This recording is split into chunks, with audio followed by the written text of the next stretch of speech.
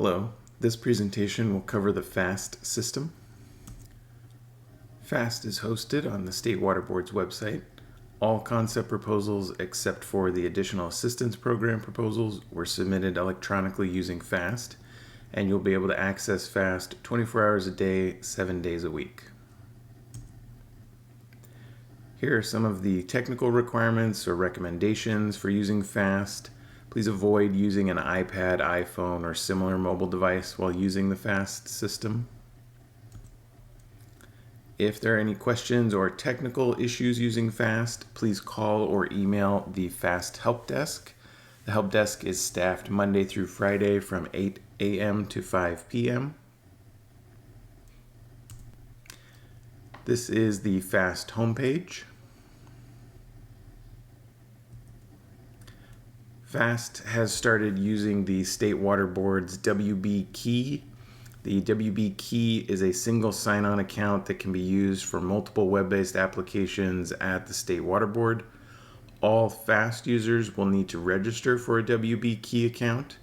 If you have used FAAST previously, you'll be able to access your existing account in FAAST upon successful registration of a WB Key account. Existing users are encouraged to verify the spelling of their names and emails with the FAAST Help Desk to ensure their account is associated with their new WB Key account. If you already registered as an applicant for the 2025 Specialty Crop Block Grant Program and already have a WB Key, you do not need to register for another WB Key account as a reviewer. Your reviewer role will automatically be added to your account. To assist with the transition, a short step-by-step guide has been created called WB Key Getting Started to help users complete the new process.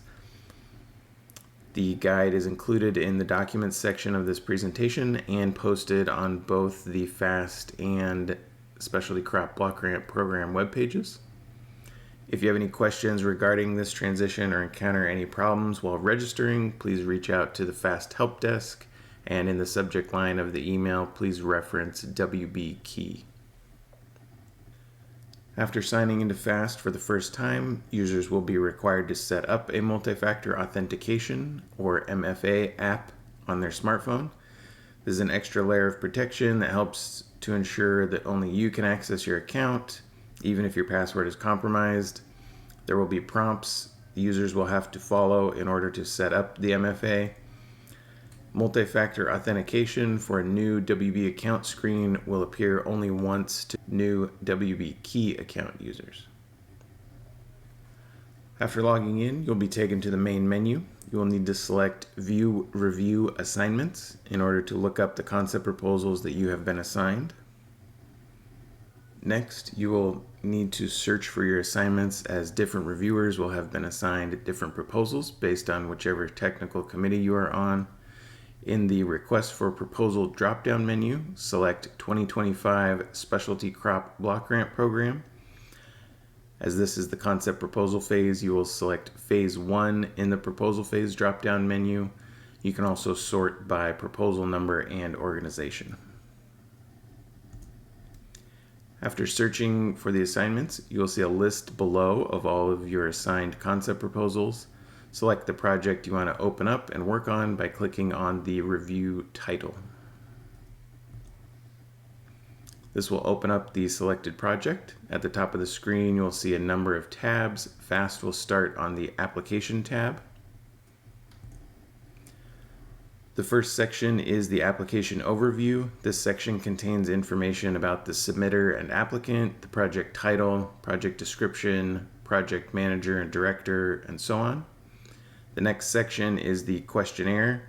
This is the bulk of the application where most of the information you will review is located, such as the funding category, project goals, project beneficiaries, project duration, and so on.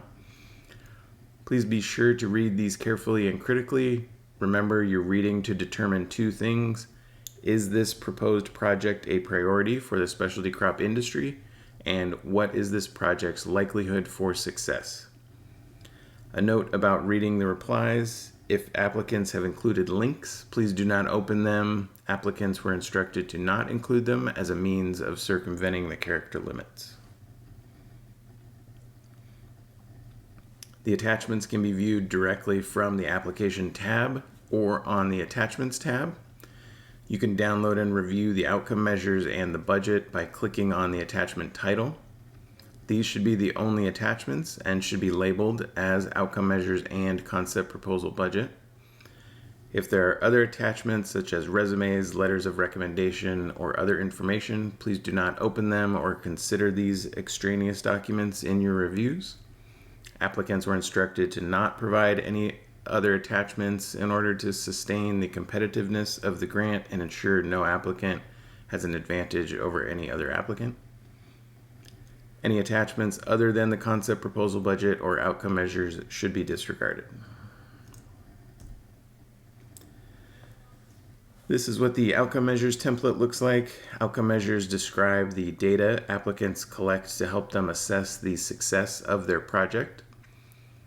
Applicants must have chosen at least one outcome measure and a related indicator, as well as one sub-indicator if needed. Applicants must provide values that are whole numbers for the indicators and sub-indicators they select and not percentages, decimals, or fractions. It is important to keep in mind that all selected outcome measures must be achievable during the grant duration. In the data collection methods, applicants should describe how the project will collect the data that will be used to measure and track the progress of the indicator and sub-indicators. Please keep in mind the data collection referred to here is to track progress towards achieving the indicators and sub-indicators, not how data will be collected for the project. Each outcome measure must have unique responses to the values and descriptions. Entries such as same as above are not complete answers. And also all marketing and promotion projects, as well as any projects submitted to the Grown in California funding category, must select Outcome 1, Indicator 1.5. This is what the budget template will look like. We're not asking you to analyze the budget line by line, but rather use your experience and knowledge to decide if the applicant gave enough information to make a determination as to the reasonableness and measurable benefits in relation to each dollar spent. The amount of funds requested column is where applicants entered the total amount of funds requested for each budget category, rounded to the nearest whole dollar. The description of costs or activities column is where applicants list the cost or activities covered. Depending on how descriptive the applicants were, you may need to scroll to view all the text entered into the description boxes.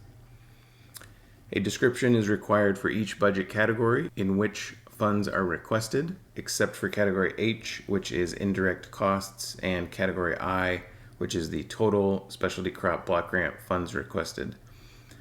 Lastly, you can see if the project will generate income as a result of the project award, which will have to be reinvested into the project. The Review Sheet tab features the scoring criteria for the 2025 Specialty Crop Block Grant Program. In other words, this is probably where you will spend most of your time while reviewing the projects. It's important to note that for security purposes, the FAAST system times out after 90 minutes. The Review Sheet tab has a session timer that is located above the tabs, which counts down from 90 minutes. To ensure that all of your work is saved, click the Save as Review in Progress button before the session timer runs out, which will reset the timer back to 90 minutes. If the timer does expire, unfortunately, you will lose all information you have entered since the last time you hit the Save button, and there will be no way to retrieve it. Also, I would like to point out the Application QA button. This will bring up the information in the Application tab in a new window, so you can easily refer back and forth between the application and the review questions. And now I will show you a couple of questions that comprise the questionnaire. Please note that on the review sheet you will find 3 different question types, drop-down menus, numerical answer fields, and text boxes. The sole non-numerical question, question 3, regarding prior year SCBGP projects, is an unscored question. All other questions are numerical questions where you will rate a project on a scale of either 1 to 5 or 1 to 10, with the lowest number classifying a response as poor and the highest number as excellent. The scores you give for each of the responses will be tabulated into the overall score for the project. The highest score possible is 50 out of 50. Each scored question has guidance provided so that you can critically analyze the response given.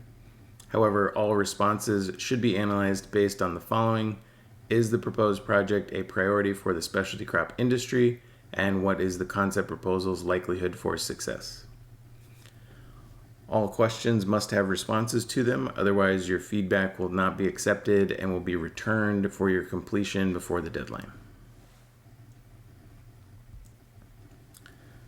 The last question is a text box where you can give any final feedback to the applicant. Feedback should use complete sentences and should be specific, actionable, and support your numerical score. Your comments will be used by applicants who are invited back to the grant proposal phase to refine and build on answers, and helps those who are not invited back to improve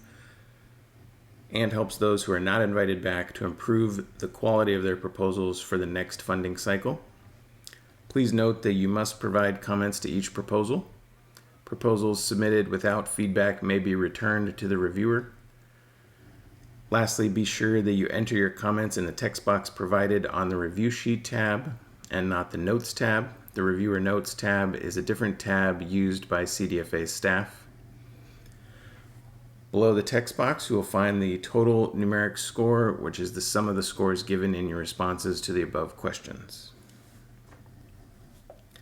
Finally, below the overall review comments text box, you will find two buttons: the Save as Work in Progress button, which will reset that session timer and save your progress, as well as the Review Complete button, which will let you submit your review sheet to us.